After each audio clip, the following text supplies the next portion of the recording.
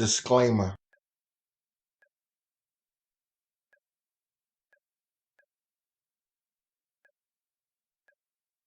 Unapologetically Gangster. The Don Kawand Story. Book 1, subtitle, Marlboro and Coney Island. Story 37.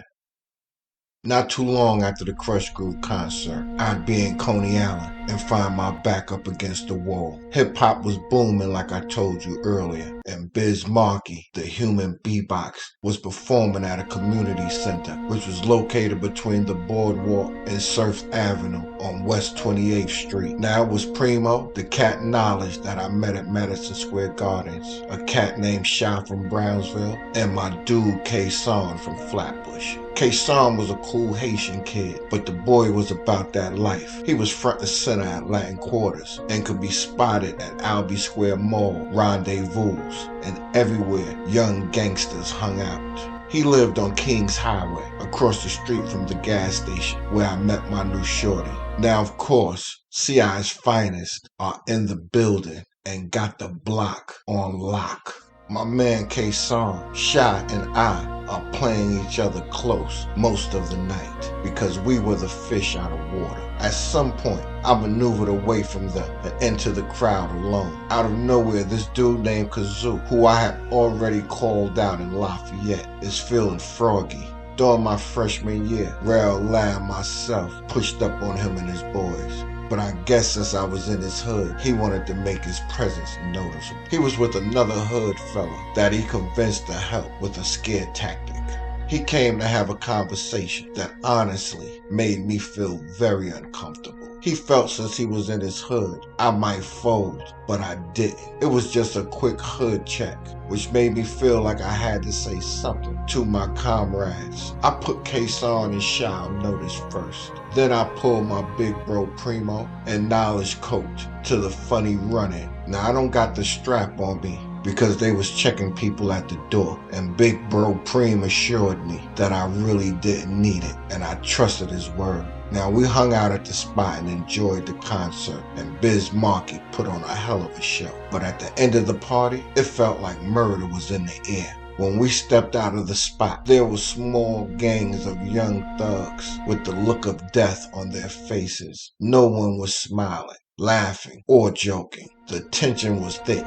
Now keep in mind, CI is one hood, but they are at war with one another as well. The young boys on West 23rd didn't rock out with those on West 33rd Street, and vice versa. And the boys that lived in Old Dwyers didn't rock with the fellas that lived in Coney Island houses. You understand. There's large groups in different locations, and I'm absolutely sure half of these boys are strapped. Now I found out this night that Knowledge lived in Old Dwyers, and after I pulled his coat, he had a couple of dudes outside waiting for us to exit with the strap. That is when I felt comfortable. Now I'm the only one from Marlboro on the block, and I could feel all eyes were on me as we came out of the building. Knowledge said something out loud that reassured me that we were safe. Even though I felt safe, there was always the anticipation of not just Kazoo, but anyone trying me. But it never happened.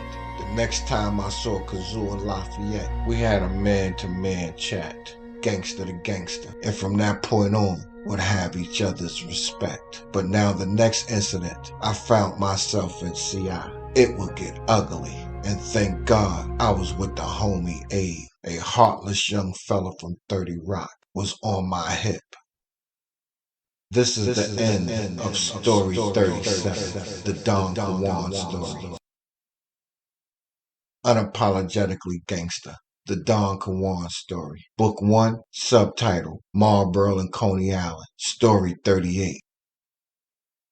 Now the next incident happened out in C-Rise. I was with the homie Abe, a cat that I had a few words with as a young fella. Now in 1985, while me and Gamal was getting close, running the streets, me and Abe had been bonded through some letters. He was doing a short bid on Rikers Island, and we was flying kites back and forth to each other through the whole summer. He was locked up with a bunch of cats from CI, so he was never afraid to venture out out across enemy lines. Abe is actually the one that got me snatching jewelry. After one night when I was hanging out in front of the building, he asked that I want to get some change. And when I refused, he disappeared and returned a few minutes later with a handful of necklaces. After that, he had my full attention, and we would be boys from then on. But one late Friday night, I would ask him to venture out to CI with me to go check my big bro Supreme, who was living in C-Rise.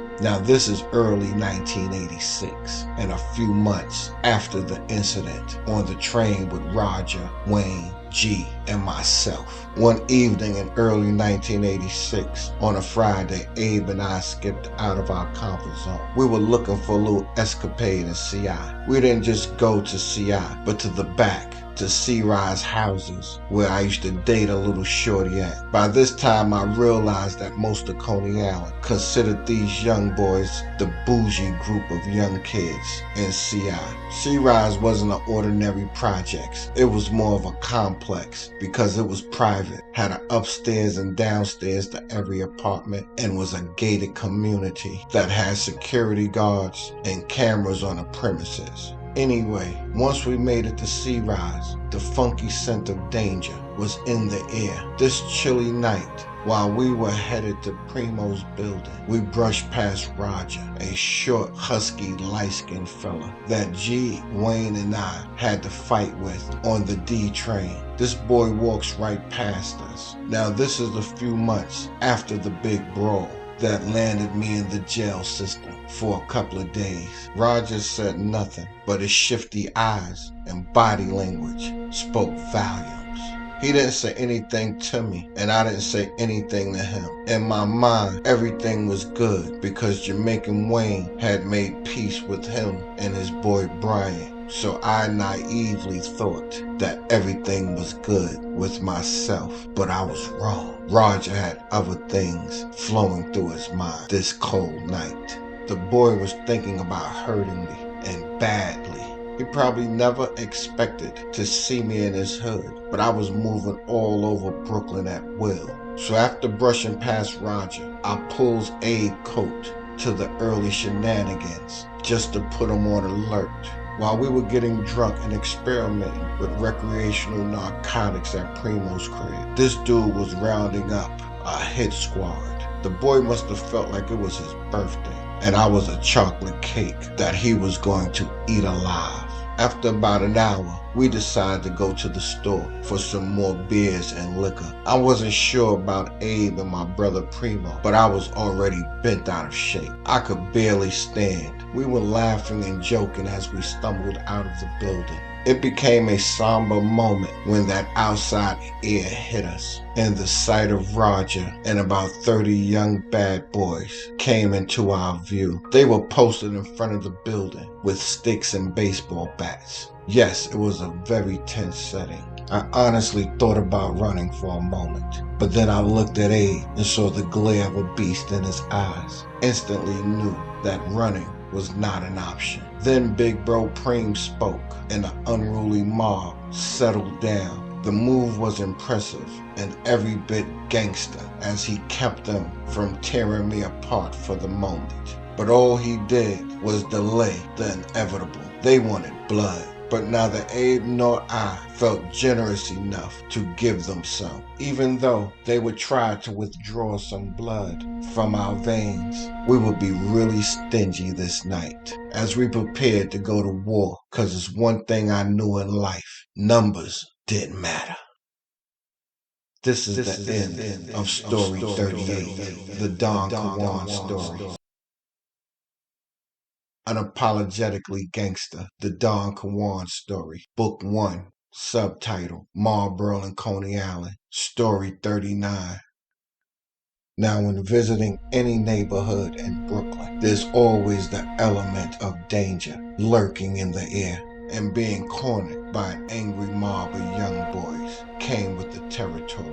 Abe and I knew the risk when visiting someone in CI that was cut from the same cloth as us. Big Bro Primo stood 10 toes down. He went against the grain and was the only thing in between the revengeful young boy named Roger that was displaying the willingness to break something in us. Big Bro wasn't having any of the shenanigans on this chilly night. He went back and forth with the crowd for a second before I finally opened my mouth, and this is what I said. I said, listen, tell the boy to put the bat down and we could knuckle up one-on-one like real G's, I suggested. But Big Bro was against it, but I insisted. Watching one man hold off a mob put the fire under my ass. Only because if they wanted to, they could have rushed right through him, but they didn't. They blinked and I caught it. There was no way I could leave with my tail between my legs. I had to knuckle up with the young boy who was about my height, but just had a little more weight.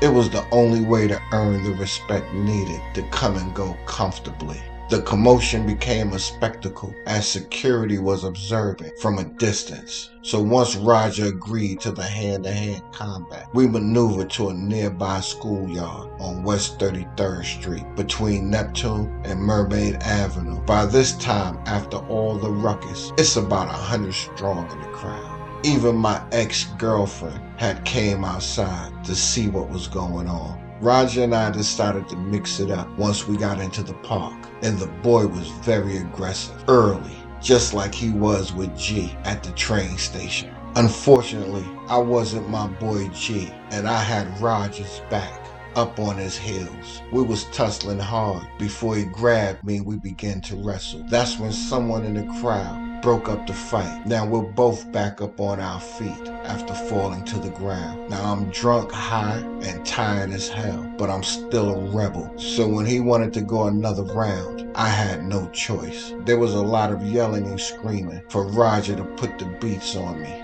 as it got rowdier out there. Me and this boy Roger went at it again for a second round. This time I found myself at the short end of the stick. We was wrestling. Since the boy was a little husky, he had the best of me this go round.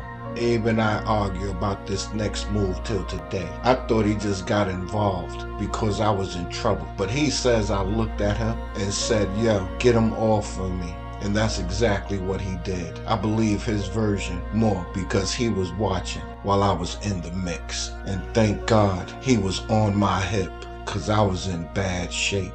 So with the odds against us and without hesitation, he smashed Roger across the head with a 40 ounce. Being glass splattered all over me. That's when the wolves showed their fangs. It got crazy and quick. As Roger and I tried to recuperate, the entire park had been cleared out. The heated mob of pit bulls was hot on Abe's trail, sniffing out his scent with malice and violence on their minds. Yo, this shit happened so fast that it stunned the hell out of me. It was just the two of us in the park, which was jam-packed only seconds earlier. But instinctively, we ran out of the park in pursuit of the angry mob. Now, Neptune Avenue is the only way to get out of Coney Island by foot or driving. The two-way street was filled with enraged young boys. They were chasing Abe down the middle of the street, although he was out of my sight. They eventually stopped and were headed back toward, guess who? Yes, yours truly. Good thing I was fast and quick with my head and feet because they turned on me. I had to fight, duck, and dodge multiple blows. Out of the corner of my eye, within my peripheral vision, Big Bro Primo was doing the unthinkable. He was tussling with a couple of kids to the side of me. He was getting it on my behalf like a true gangster. Primo's actions allowed me to maneuver around the crowd.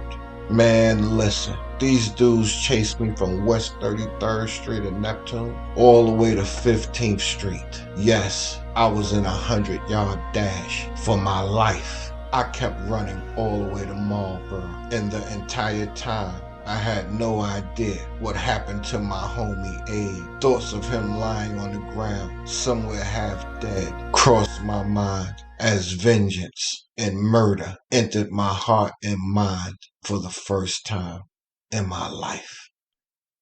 This is the end of story 39, the Don Kawand story. Now click subscribe, like, and share because somebody needs to hear this.